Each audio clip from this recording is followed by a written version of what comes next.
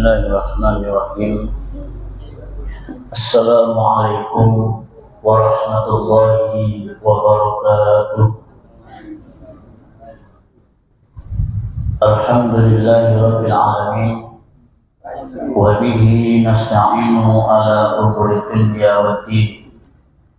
Wassalatu wassalamu ala nabiyyina wa habibina al-mursalin Muhammad sallallahu alaihi wasallam wa ala alihi wa ashabihi wa man tabi'ahum bi ihsanin ila yaumiddin. Rabbi shrah li sadri wa yassir li amri wahlul 'uqdatam min lisani yafqahu qawli. Bapak Ibu kaum muslimin jamaah salat maghrib yang semoga Allah Ta'ala rahmati dan berkahi. Kita melanjutkan kembali pembahasan kitab Arba'in Nawawi. Kita sampai pada hadis yang kedua. An Umar bin Khattab radhiyallahu anhu. Dari Umar bin Khattab, semoga Allah meridhoinya, berkata, Bainama nahnu julusun inda Rasulillah sallallahu alaihi wasallam zata yaumin. Tatkala kami duduk-duduk di hadapan Rasulullah sallallahu alaihi wasallam pada suatu hari. Ittala alaina rajulun.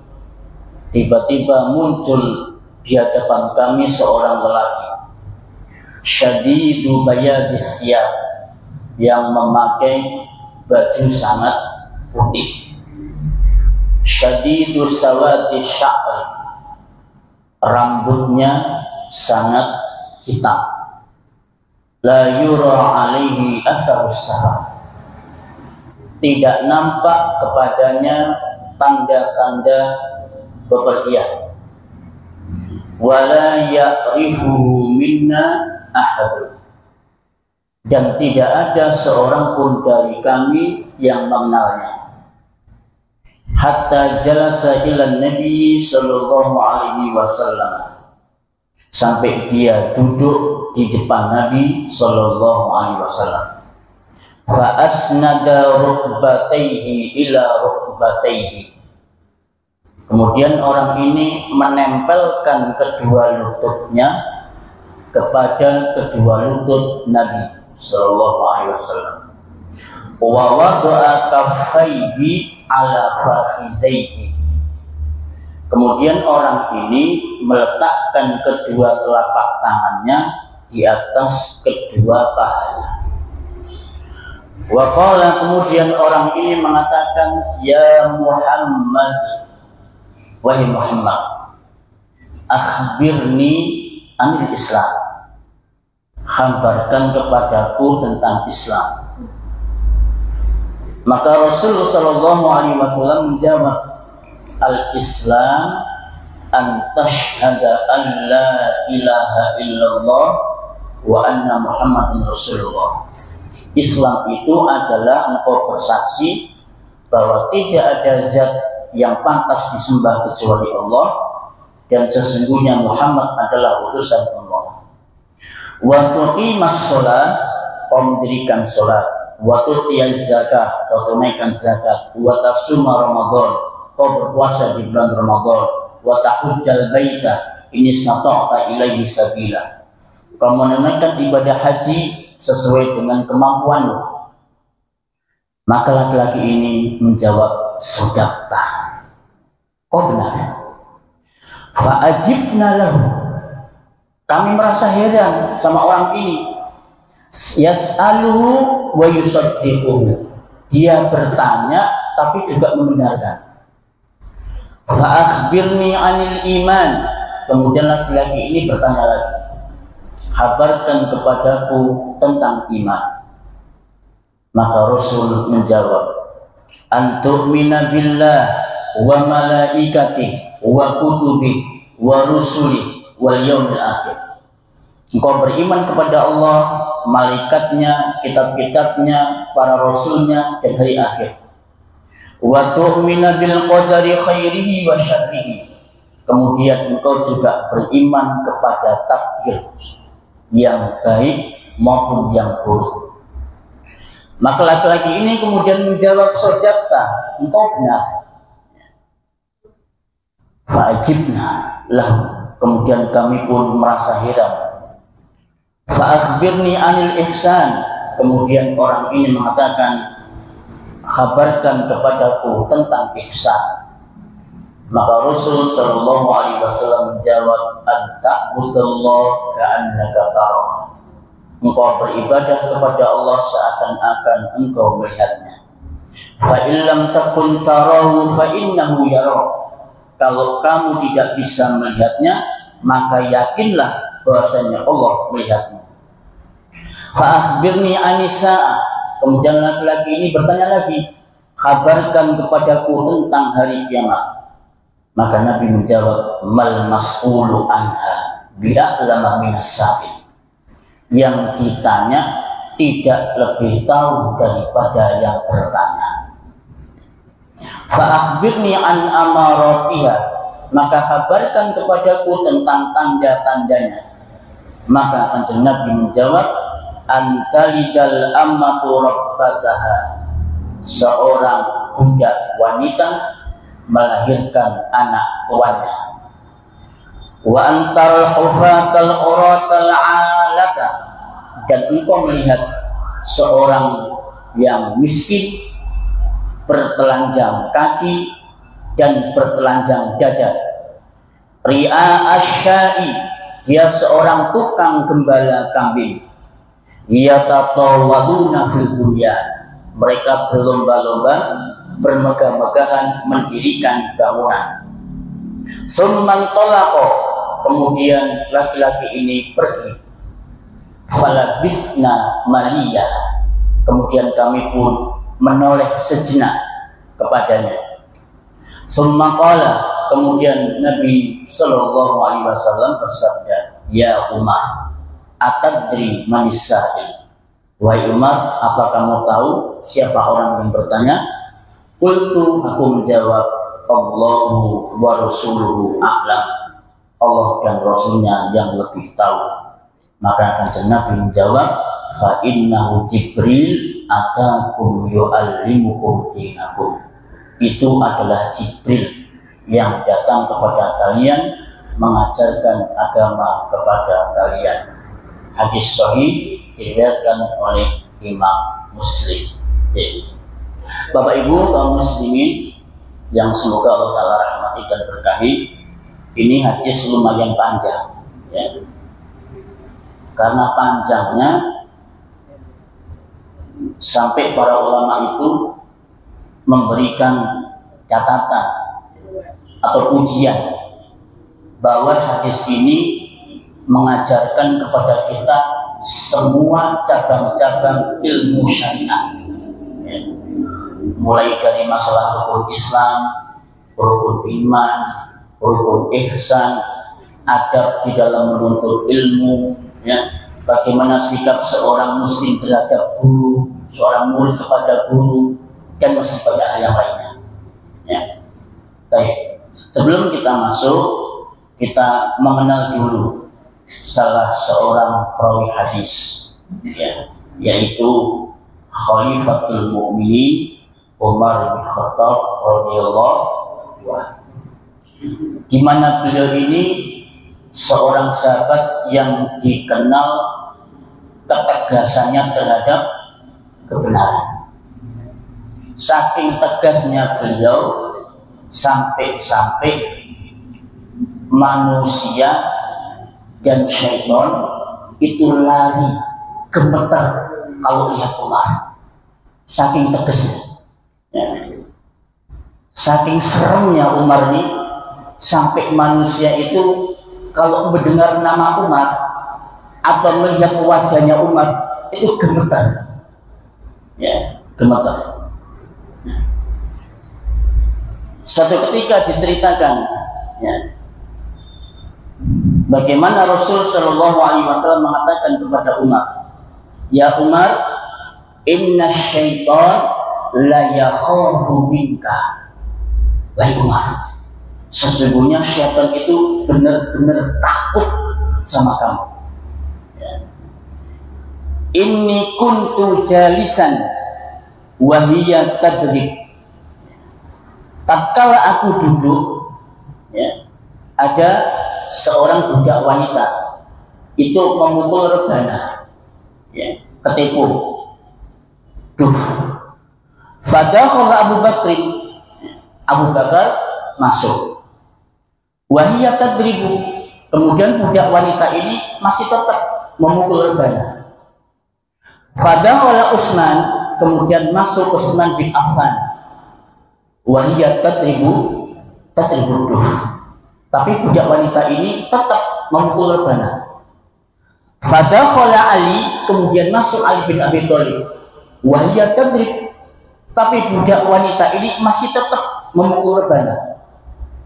Begitu Umar bin Khattab masuk, ya, apa yang terjadi? Kemudian tiba-tiba budak wanita ini menghentikan memukul rebana.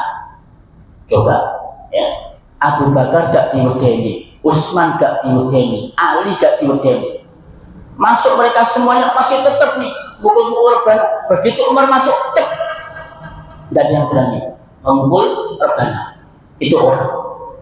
Nah, kemudian juga diceritakan bahwa ketika Kanjeng Nabi Shallallahu Alaihi Wasallam mengajar beberapa wanita, ya, ajar ya kayak begini, kajian khusus wanita.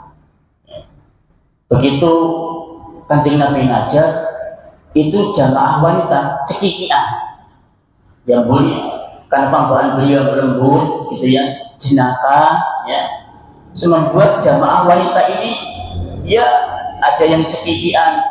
Bahkan ketika ada sesi tanya jawab, para wanita itu mereka semuanya berebut tanya, saya ya Rasul, berebut tanya. Tiba-tiba dari luar ada ketukan pintu, ya. Ketika dilihat, Fakilah Umar, yang mengetuk pintu Umar. Allah, ya. Mendadak jamaah wanita ini indaharnal hijab. Mereka kemudian cepat-cepat buru-buru pergi ke belakang di balik hijab, singitan, ya, singitan, sehingga kemudian membuat Kanjeng Nabi tertawa sampai kelihatan giginya. Maka masuklah Umar radhiyallahu anhu. Umar tanya, "Ma'at hakaka sinat ya Rasulullah? Apa yang membuat engkau tertawa ya Rasulullah sehingga kelihatan gigimu?" Maka Kanjeng Nabi mengatakan, "Wahai Umar, sesungguhnya para wanita ini, ya, ketika aku menyampaikan kajian ilmu, mereka semuanya saling berebut, ya, saling kencang-kencangan suara mereka. Tapi begitu kamu masuk, tiba-tiba mereka, ya, buru-buru cepat bersembunyi di balik hijab, ya, karena mereka takut kepadamu wahai Umar." Ya Umar tidak terima, loh, marah kepada para wanita. "Mengapa kalian lebih takut kepadaku daripada takut kepada Kanjeng Nabi Sallallahu Alaihi Wasallam? Padahal Kanjeng Nabi itu harusnya layak untuk ditakuti." Apa kata jemaah wanita ketika Umar mengatakan demikian? Maka kata jemaah wanita, "Li'annaka akhladu wa afadhu ya Umar." Karena kamu ini lebih galak dan lebih serem wahai Umar dibandingkan dengan Kanjeng Nabi Sallallahu Alaihi Wasallam. Oh, ya, coba, ya. Jadi Umar ini lebih ditakuti daripada takut kepada Kanjeng Nabi. Itu para wanita, manusia. Kemudian Nabi Sallallahu Alaihi Wasallam melanjutkan, "Walladzi nafsi biyadihi," demi zat yang jiwaku berada di tangannya, "Malaqiyaka syaitan," tidak ada syaitan yang berjumpa denganmu wahai Umar, tusalikan, yang dimana syaitan itu akan bertemu dengan illa salaka fajjan ghairu fajji, kecuali syaitan itu pasti akan mencari jalan yang lain. Wah, syaitan yang dia, ya, dengan Umar. Maka berarti apa? Nah, setan itu takut manusia. Nih, ini buktinya. Setan takut sama Umar. Setan itu manusia apa malaikat? Manusia. Kenapa setan bisa takut sama manusia? Ini asalnya, ya. Asalnya itu memang bukan asalnya, memang iya. Setan itu lebih takut kepada manusia daripada manusia takut kepada setan. Nah, sekarang dibalik posisinya, ya.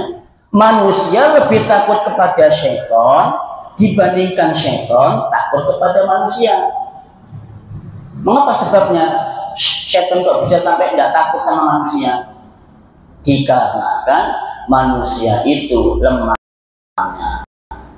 Manusia kalau sudah kadung lemah imannya, maka dia mudah sekali untuk digelincirkan oleh setan. Maka setan tidak takut. Ya. Ditambah lagi dengan tayangan-tayangan yang serem, ya kan? Rina sebelum 7 hari, oh ya, maghrib, apalagi banyak sekali film-film yang di situ adalah menayang serem-serem dan soundtracknya dengan lagunya yang serem, tambah dengan suasana yang temaram, ya, lampu diburamkan, ya, syutingannya dibuat malam hari, dibikin serem, orang akhirnya tambah takut, ya. Orang mau sholat, ya, ada setan namanya khinzab, orang jadi takut. Ketika dia mau sholat begini, dia udah lihat film judulnya khinzab, ya. Begitu dia mau sholat merinding semua. Kenapa merinding? Lama-lama kok khinzab, ya kan? Karena konon katanya tidak ada di antara kalian yang sholat pasti di dalamnya ada syaitan yang bernama khinzab. Merinding, Pak, ya kan? Dan suasana dibuat mencekam, ya. Akhirnya orang mau sholat nggak berani, takut mau sholat, habis nonton hijab, ya kan? Duh, itu media dibuat sengaja supaya orang itu takut kepada setan. Kalau udah takut sama setan, larinya kemana? Bukan baca ayat kursi, Allahu la ilaha wal hayyul qayyum, enggak baca ayat kursi, lari ke orang pintar, ya, lari ke orang pintar, Pak, ya, minta syarat, ya, supaya dijauhkan dari syaitan. Nah, ini berarti berhasil tuh perangkapnya syaitan, menjadikan manusia-manusia yang takut kepada dirinya semakin takut, semakin lemah imannya, kemudian larinya ke orang pintar. Kalau udah ke orang pintar, maka larinya syirik. Kalau udah syirik, oh gampang, ya, di BSI begini udah mainnya santai, ya. Lihat ada sesuatu yang dia takut kehilangan, ya, pakai pengasihan, ya. Itu karena begitu, karena manusia-manusia yang takut kepada syaitan, ya. Maka di dalam hadis Umar ini, Bapak Ibu sekalian mengajarkan kepada kita bahwa sebenarnya syaitan itu takut sama manusia. Maka jadikanlah syaitan itu takut sama kita, bukan kita yang takut sama syaitan. Jam 10 malam, kan? Waktunya tidur, ya, sepi, cuma suara jangkrik, krik krik krik. Kadang kalau musim penghujan ada suara tatap. Berani enggak kira-kira ke kamar mandi sendirian? Ya, berani enggak kira ke kamar mandi sendirian? Ada orang-orang yang remaja, masih remaja, bahkan yang udah dewasa, mau ke kamar mandi jam 10 malam takut, minta ditemani adiknya. Dik, atar mas, ini jadi, tuh, ya, ini jadi nggak dikancani adik. Mama, aku mau ke kamar mandi pipis, temani. Dewa, jeruk dikancani. Buah dari apa? Buah dari sudah ditanamkan sejak kecil bahwasanya syaitan itu adalah sosok yang akan menakutkan, siap mencekik, siap menerkam, siap memburu. Ya. Padahal dengan baca notrikul selesai sudah, dia lari. Ya. Qul huwallahu ahad, Allahus samad, lam yalid wa lam yulad wa lam yakul lahu kufuwan ahad. Ya, takut. Nah, berhubung kita ini sudah lemah iman, diwajak nakul kita rono enggak setannya. Qul huwallahu ahad, setannya niru. Qul huwallahu ahad. Allahus samad, ditiru kan Allahus samad. Tidak lebih setannya. Ya. Nah, karena kita orang yang lemah iman. Baik. Juga disebutkan dalam satu riwayat, ini ada seorang wanita hamil, ya, hamil itu suaminya ini nggak tanggung jawab, gitu ya. Terus akhirnya wanita itu dipanggil ke istana, maka Umar mengirim utusan, cepat sampaikan kepada wanita itu, suruh menghadap saya ke istana. Dipanggil ke istana khalifah. Apa yang terjadi, Pak? Begitu utusan ini sampai ke wanita itu, dia mengatakan, Bu, panjenengan ditimbali kali Khalifah Umar bin Khattab.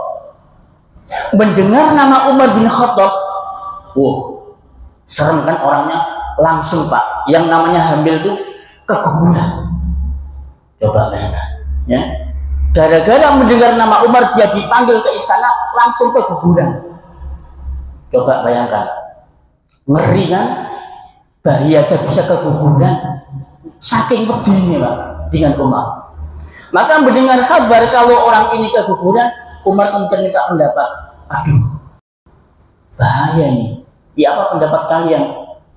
Orang itu keguguran gara-gara saya. Ya, ada yang mengatakan kamu harus bayar fidyah, wajib untuk menebus, karena engkau telah membunuhnya tanpa sengaja. Ada yang mengatakan tidak usah bayar, ya, tidak usah bayar denda, tidak usah, karena kamu tidak.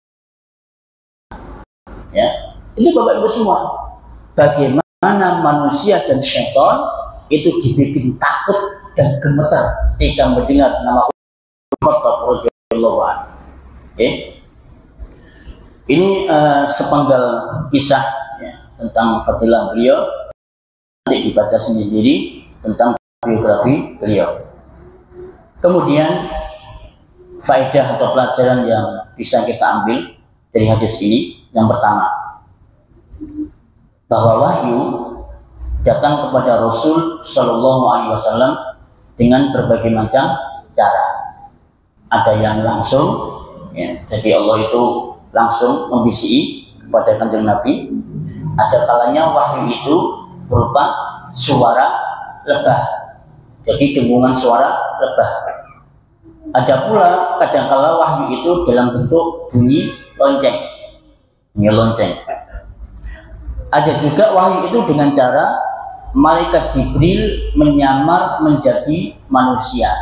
Ini hadis ini, ya. Biasanya malaikat Jibril itu nyamar jadi orang asing.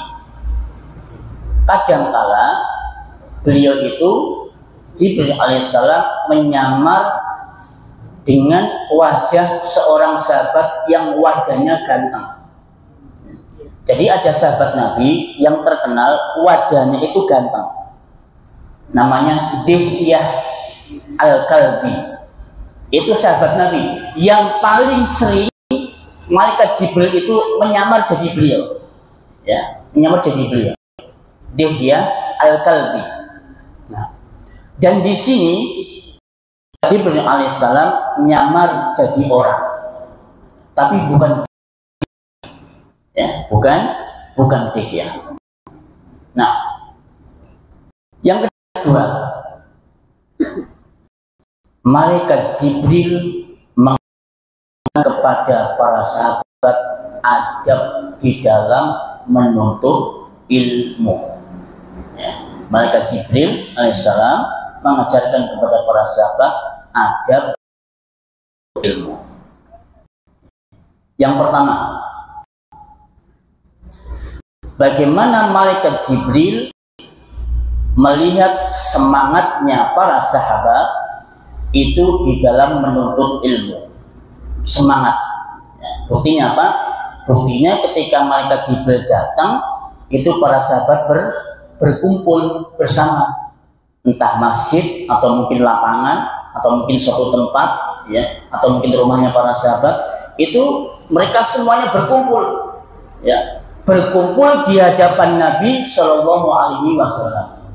Nah, ini salah satu adab, bahwa adab di dalam menuntut ilmu itu adalah seorang murid, ya, atau seorang santri kalau di pesantren itu adalah berada di depan atau di hadapan guru. Niku adabe, ya. Ya, tapi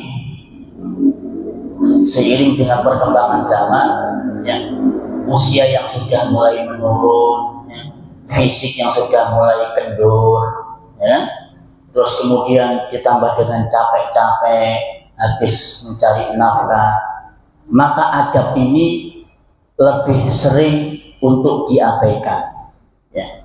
Sehingga kemudian lebih memilih untuk mencari sandaran dinding, golek tembok sing iso sendenan, sikil sing iso dislonjorno.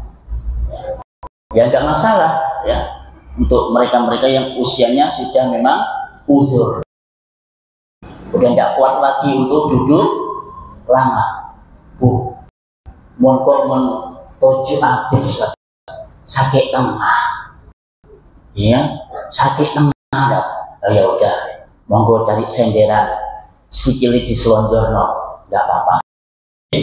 Tapi kalau yang masih muda-muda, usia 30, 40, 45, ini masih kencang, ya, maka adabnya adalah menuntut ilmu kita duduk di hadapan seorang narasumber, sebagaimana para sahabat mereka duduk di hadapan Nabi Shallallahu Alaihi Wasallam.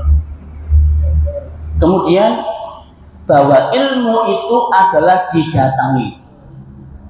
Ilmu itu didatangi. Lihat bagaimana para sahabat mendatangi ilmu. Ilmunya dari Nabi Shallallahu Alaihi Wasallam. Sebagaimana Imam Malik mengatakan al ilmu ya'ti wa la yu'ta. Ilmu itu didatangi, ya, bukan mendatangi. Ya. Ada sebagian orang duwe akeh, ya, uangnya banyak, kaya raya, dia bisa bayar guru, dia bisa bayar ustadz, dia bisa bayar ustazah, bisa dia. Ustazah minta harga berapa? Ustadz pengen upload berapa? Wow, soge duwe akeh, ya. Dia tidak mau berusaha payah untuk mendatangi ilmu. Pengajian, ya, ya, pertama dan kedua, ketiga dan keempat, ya, temanya ini, narasumbernya ini, udah di share undangannya, ya, males, kusengkah jauh para mujahidin sumber anyar. Akhirnya berkumpul beberapa orang, ayo kita ngajarkan sendiri yuk, ya, musola ini kita datangkan seorang ustadz atau ustazah narasumber, tidak apa-apa, kita bayar. Wah, ya, kita bayar. Mereka rela untuk mendatangkan ilmu daripada mendatangi ilmu. Ya padahal wis ono ning mujahidin udah ada kajian setiap hari Selasa, ba'da subuh juga ada. Kenapa kita nggak mendatangi ilmu? Kita lebih sering memanggil orang, memanggil ustaz. Ya.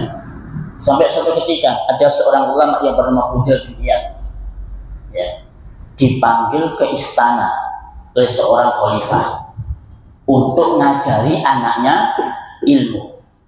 Coba, ya mungkin kalau kita sekarang presiden, ya, presiden punya anak ingin belajar ngaji, ya, akhirnya dia kirim surat sama seorang guru ngaji, Ustadz tolong ajari anak saya ilmu, pengen bisa ngaji. Maksudnya sampeyan tak koning istana, anakku ajar. Apa jawab ini? Imam Malik kemudian mengatakan, al ilmu ya'ti wa la yu'ta.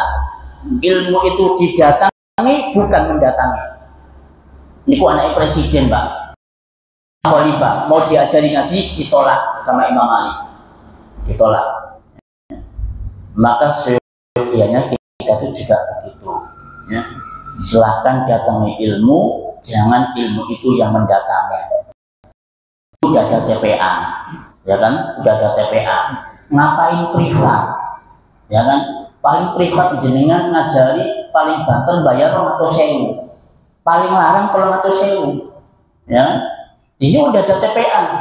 Masukkan aja anaknya di sini, datang ilmu di sini, ajari anaknya ngaji di sini, sama kok. Ya. Nah, itulah seharusnya bagi seorang muslim hendaknya mendatangi ilmu. Yang kedua, malaikat Jibril mengajarkan kepada kita bahwa sudah seharusnya seorang penuntut ilmu itu berpenampilan rapi, bajunya rapi, bersih, berpenampilan menarik. Ya. Apa contohnya ini?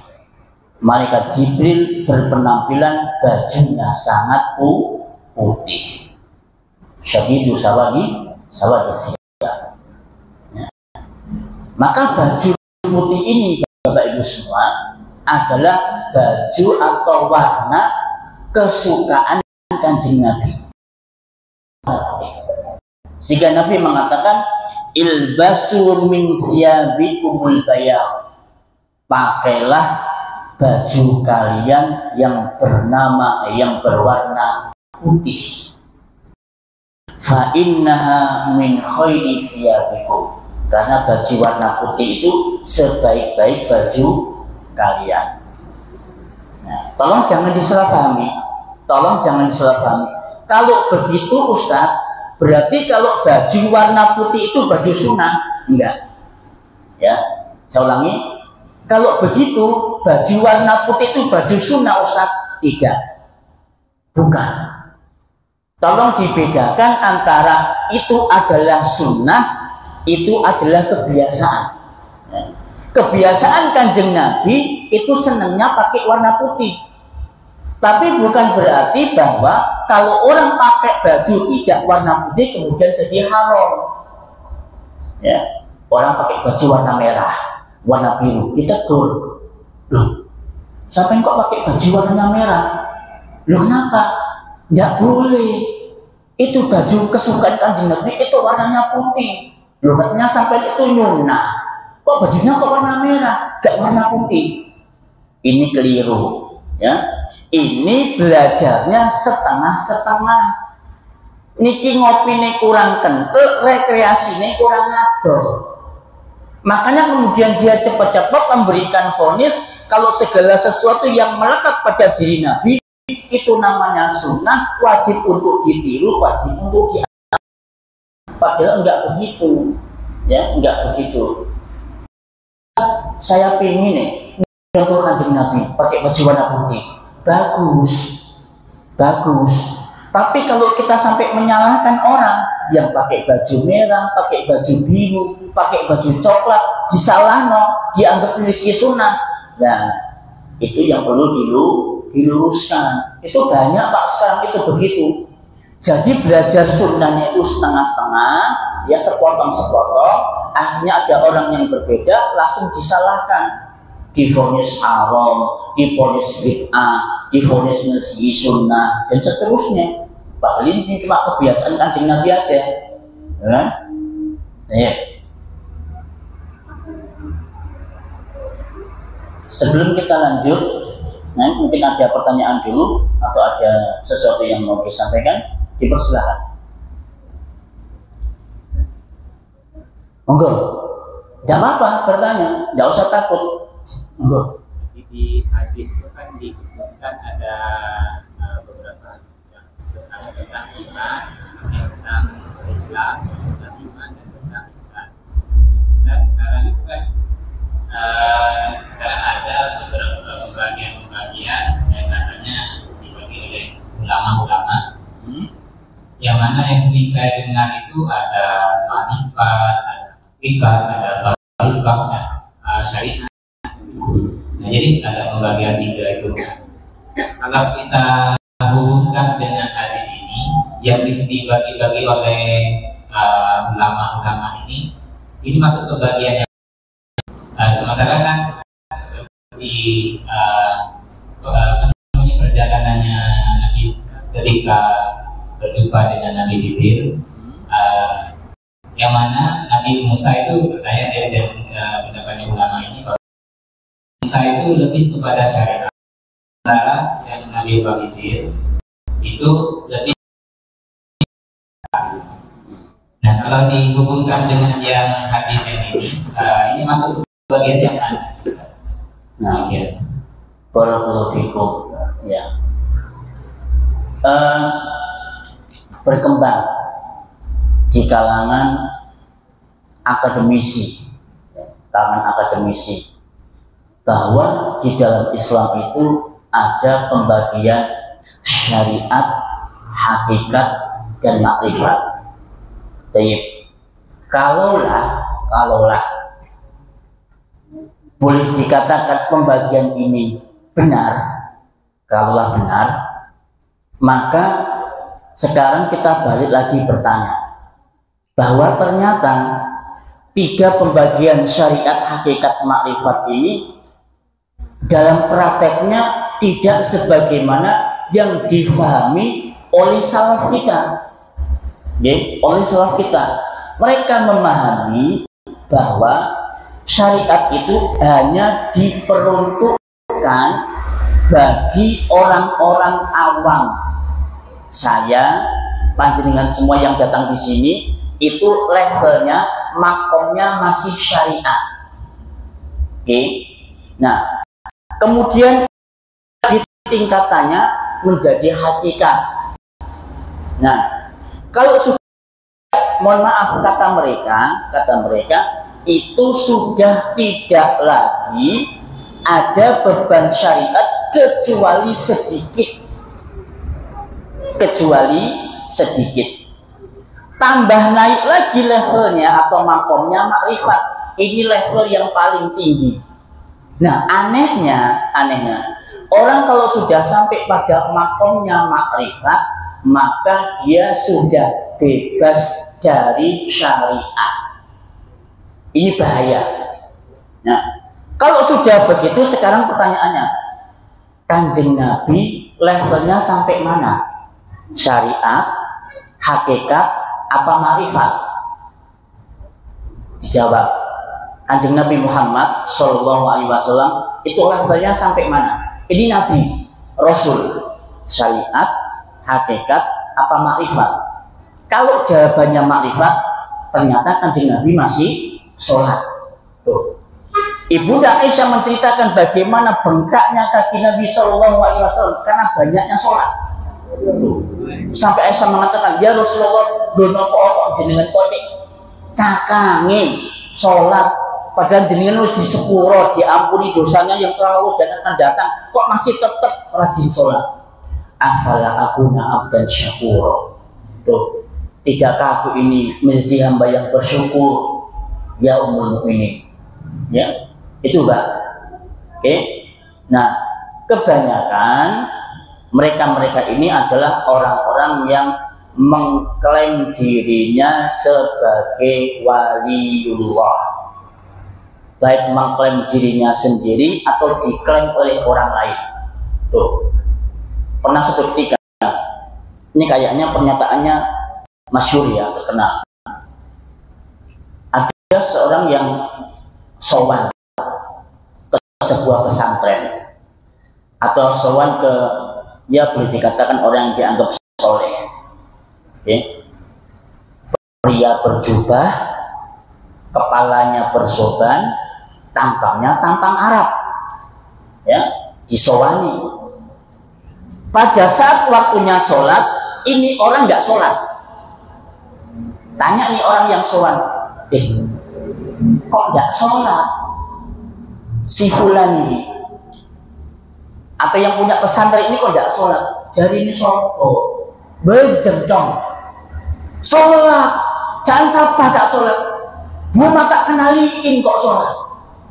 Dimas sholat dimas, mata kenaliin. Beni tak kenaliin. Panjenengan neka beni makoma. Tuh Pak. Duduk level sampean, duduk makomnya sampean. Nek makomnya sampean jadi wali. Sampean baru tahu, bisa melihat orang ini sholat apa tidak.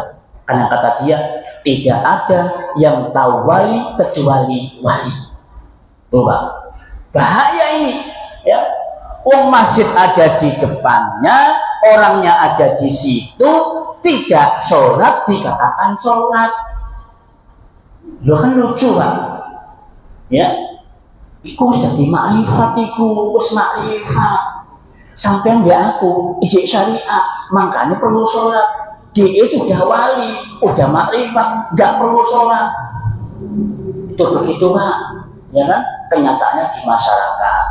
Nah harusnya nih, kalau memang pembagian itu betul, ada syariat, hakikat dan makrifat, mestinya orang itu masih tetap sholat, tetap menjalankan syariat Islam.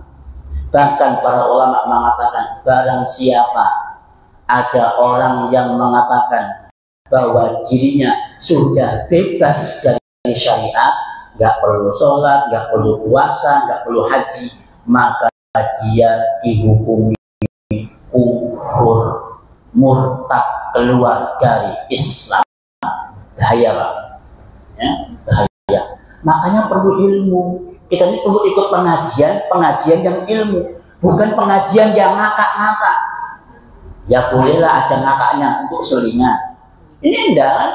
Mulai dari awal sampai akhir, ya, antok, ya. Enggak ada ilmu yang didapatkan kecuali sedikit, ya, kecuali sedikit. Boleh apa yang Bu Ustazah, apa sakit tabu kok, lotoh. Ya kan? Begitu setiap pengajian di masjid manapun, di musala manapun, tabligh akbar yang diundang, para penceramah yang lucu, pun tak lucu, tak laku. Jangan begitu. Akhirnya Pak, umat selamanya tetap bodoh, nggak pernah tahu tentang agama Islam. Ya, ini udah dibodohi. Direkan wali, padahal itu wali. Ini soal akan kita jelaskan Bu, tentang permasalahan wali ini, waliullah, ya, karena berkembang di masyarakat kita, ya, fulan wali, cuma bermodal berjubah, kepala surganan, tampangnya tampang Arab, langsung divonis wali, ya kan? Nah duduk Arab, duduk wali, tukang becak bukan wali, marbot masjid bukan wali, seorang tukang parkir bukan wali, boleh nggak disebut wali? Marbot, tukang becak, wong dodol cilok, boleh nggak disebut wali? Boleh, nggak ada larangan. Siapa yang melarang tukang becak disebut wali? Mana dalilnya? Ada yang melarang tukang parkir disebut dengan wali? Mana dalilnya? Ada yang melarang tukang cilok yang jual batagor tidak disebut dengan wali? Ayo, mana dalilnya? Yunus 62, 63. Tuh, itu ciri-cirinya wali. Ya. Ala inna awliya Allah khawfun alaihim walahum yahzanun. Ketahuilah bahwasanya wali-wali Allah itu mereka tidak punya rasa takut dan alladzina amanu wa kanu yattaqun. Mereka itu orang yang beriman dan bertakwa. Dulu wali. Wong sing iman, wong sing takwa niku jenenge wali. Tukang becak dia beriman, bertakwa. Wali apa mboten? Wali, Pak. Ya. Ini satu masjid ini, Masjid Mujahidin. Ini wali semua, waliullah semua. Gak terima, terserah sampean. Ya. Pak Haji wali, beliau juga wali, beliau wali. Cuma gak diumumno. Ya. Aku wali. Yang kedua, mereka tidak punya kesaktian. Nek wali kan enggak. Pokoknya gak sakti duduk wali. Niku Pak, jadi syarat wali niku kudu sakti. Aku jangan sampai wali ku kudu sakti. Nek gak sakti duduk wali. Ya. Sampai ya Allah, kita ini harus jaga Pak, terus terang. Ya, jadi kesaktian mereka itu dibumbui dengan cerita-cerita dusta. Contoh, ada wali katanya dikubur, begitu dikubur kan malaikat munkar nakir datang tuh, ya, assalamualaikum ya ahlal kubur, bangun di walinya, ya, penghuni kubur bangun. Berhubung dia itu wali, ketika munkar nakir itu datang langsung apa? Tidak usah assalamualaikum, stop, jadi wali. Oke, bungkol itu munkar nakir, mau tak usah tanyaan, balik pulang, pedih. Jadi munkar nakir ini takut sama orang yang dianggap wali, balik kanan, nggak jadi tanya pak. La ilaha illallah Muhammadur Rasul. Ini dalil kok endi? Munkar nakir bisa takut sama seorang, padahal kanjeng Nabi itu tetap didatangi sama munkar dan nakir, bukan Nabi. Ya. Tidak ada salah seorang di antara kalian yang selamat dari fitnah kubur. Tuh. Nabi mengatakan demikian, tidak ada seorang pun di antara kalian yang selamat dari fitnah kubur. Berarti setiap orang itu didatangi sama munkar nakir. Ya Allah, ada lagi cerita. Konon katanya wali ini mampu menahan neraka jahanam. Allahu Akbar. Neraka, Pak. Jahanam, neraka sama wali ini mampu ditahan. Wow, ya, karena dia wali, gak sido panas. Nyoba sih, sampean nggawa korek, ya, obongan jempolane, bakar tuh jempolnya. Kalau memang tidak terbakar dia jempolnya, ima dua, bisa jadi dia itu wali setan yang ikut berperan di situ, ya kan? Buktinya apa? Debus. Makan api, nggak terbakar mulutnya. Makan beling, nggak termakan. Dia wali kan? Dia wali apa bukan? Jangan dulu, kata Imam Syafi'i. Kalau ada orang yang bisa berjalan di atas air atau terbang di udara, maka jangan terburu-buru kalau menganggap dia sebagai wali. Hatta ta'tabiru bihi bil kitabi was sunnah. Sampai engkau melihat bagaimana amalnya sesuai dengan Quran apa sunnah.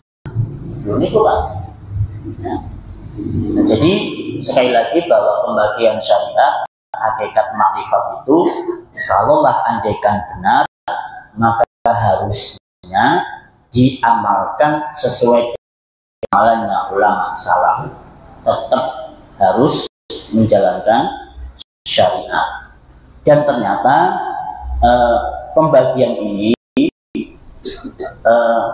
kami belum menjumpai dari ulama salaf terdahulu kecuali dari ulama-ulama mutaakhirin yang kontemporer ini, dan kebanyakan berhaluan sufi. Kebanyakan berhaluan sufi pembagian ini. Oke. Nah, wallahu a'lam bishawab. Monggo kalau kurang puas, ada monggo. Boleh enggak apa-apa. Di yang ketiga itu yang pembagian itu. Yang ketiga pembagiannya kan akhirnya ahli ihsan. Nah, di situ kan disebutkan aratan dua kata tarawih. Wa apa ilah katu aku pada anakku ya Rob. Nah, di situ apakah kita itu membaca yang pertama karena kata roh itu seakan-akan kau melihat, apakah kita itu membayangkan gitu. Sementara kalau kita membayangkan yang jelas manusia ada mungkin sampai dan juga kita juga dibatasi dengan dan tidak lain bayangkan bahwa Allah itu laisa kamitslihi syai'un wa lam yakul lahu kufuwan ahad. Ya, nah, sebenarnya kita dibatasi dengan itu. Nah, dengan keterangan tadi kata rohu seolah-olah kau melihat, apakah kita membayangkan seperti apa Allah itu Ustaz? Ya. Jadi kalimat ini derajat ihsan Nabi tidak menyuruh kita untuk membayangkan zatnya Allah. Tidak, ya. Cuma Nabi memberikan informasi ihsan itu seakan-akan. Namanya seakan-akan. Berarti kan apa ya? Ya bukan melihat langsung, tidak membayangkan langsung. Seakan-akan engkau itu melihat Allah. Mungkinkah? Ya tidak mungkin. Betul tadi. Ya memang tidak mungkin kita bisa melihat Allah. Nah, kalau kamu memang tidak mungkin bisa melihat Allah dan itu jelas tidak mungkin, maka yakinlah kalau Allah itu melihat kamu. Mungkin enggak Allah melihat kita? Mungkin sekali. Nah, maka yang terakhir ini yang harus kita garis bawahi. Tidak mungkin ya Rasul kita ini bisa melihat Allah. Bagus. Nek ngono, maka yakinlah kalau Allah itu melihatmu. Nah, sudah Allah melihatmu gimana? Ya berarti kita fokus sholatnya, nggak main-main. Ya. Mau ngentit uangnya masjid, aduh, Allah Maha melihat. Urung, nggak jadi ngentit uangnya masjid. Mau korupsi uangnya sekolah, uangnya kantor, aduh, Allah Maha melihat. Berarti dia ihsan. Tuh, nggak perlu sampai bersurban kepalanya, nggak usah. Sampean sudah ihsan itu, sudah makrifat. Kenapa ketika jenengan mau melakukan maksiat, urung nggak jadi? Karena jenengan mengatakan Allah melihat saya, nggak jadi. Itu ihsan, atau makrifat. Jadi bahwa melihat Allah itu ya jelas tidak mungkin. Kalau tidak mungkin, maka yakinlah kalau Allah itu melihat kita. Nah, tolong hati-hati Bapak Ibu semua, hati-hati dengan kalimat yang pertama. Banyak orang salah paham dengan kalimat pertama. Bayangkan seakan-akan engkau tuh melihat Allah, sehingga akhirnya membuat dirinya itu terpacu, termotivasi. Dia berusaha sekuat tenaga bagaimana dirinya itu bisa membayangkan Allah. Akhirnya di situ setan berperan. Ya, begitu saking dia mujahadah namanya. Ya, dia sungguh-sungguh, dia fokus mujahadah, seakan-akan dia melihat Allah. Khusyuk, fokus, konsentrasi. Datanglah suara syaitan. Fulan, kamu sudah sampai pada derajat ihsan. Nih, aku adalah Rabbmu, aku adalah Tuhanmu. Wis, kamu tidak usah sholat, ya. Kamu tidak usah sholat, dosamu sudah diampuni, aku Tuhanmu. Tuh, ini pernah dialami oleh seorang sufi yang bernama Al-Hallaj. Kemudian diwariskan oleh Abu Yazid Al-Bustami. Ini dua tokoh sufi. Ya begitu, ya. Dia berusaha untuk mencapai derajat ihsan, ya. Tapi jalannya keliru. Sampai kemudian dia menganggap wihdatul wujud, ya. Manunggaling kawula Gusti. Tuh Al-Hallaj. Ya. Berangkat dari ini pertamanya. Salah dalam memahami masalah ihsan. Akhirnya kemudian ketika ada seorang tamu yang mengatakan Assalamualaikum, salam, ya. Apa ada Al-Hallaj? Nggak ada. Padahal di dalam tempat itu, di ruangan itu ada Al-Hallaj di situ. Nggak ada jawabannya. Lalu siapa di dalam? Allah. Tuh, Pak. Ya. Al-Hallaj mengatakan siapa di dalam? Allah. Maka kemudian Al-Hallaj ini ditangkap oleh khalifah, kemudian dia dihukum gantung, kemudian kepalanya dipenggal dan kemudian dia arak di kota Baghdad. Al-Hallaj. Dan pemahaman ini Bapak Ibu semua sudah diwariskan oleh Syekh Siti Jenar. Ya, makanya kemudian dia dihakimi dan divonis hukuman mati Sunan Wali Songo. Kalian dia sudah mengadopsi pemikiran Al-Hallaj yang mengatakan wihdatul wujud. Ini berangkat dari salah dalam memahami masalah ihsan, yang kata mereka ini namanya adalah makrifat. Tunggu Bapak Ibu semua. Jadi tolong kita hendaknya mampu mendudukkan persoalan ini ya permasalahan makrifat atau ihsan ini sesuai dengan porsi dan pemahaman ulama salaf kita. Nah, wallahu a'lam bishawab. Nah, ada lagi? Monggo, silakan, nggak apa-apa yang bertanya. Alhamdulillah. Oke, Pak Haji mau dilanjut apa cukup? Ada yang bertanya lagi? Monggo, silakan. Nggih. Monggo. Kan tadi ada request dari Pak Haji, Ustadz, mohon ada sesi tanya jawab. Ya, perasaan setiap pengajian ada tanya jawab. Monggo, yang mau tanya lagi, mumpung masih ada waktu.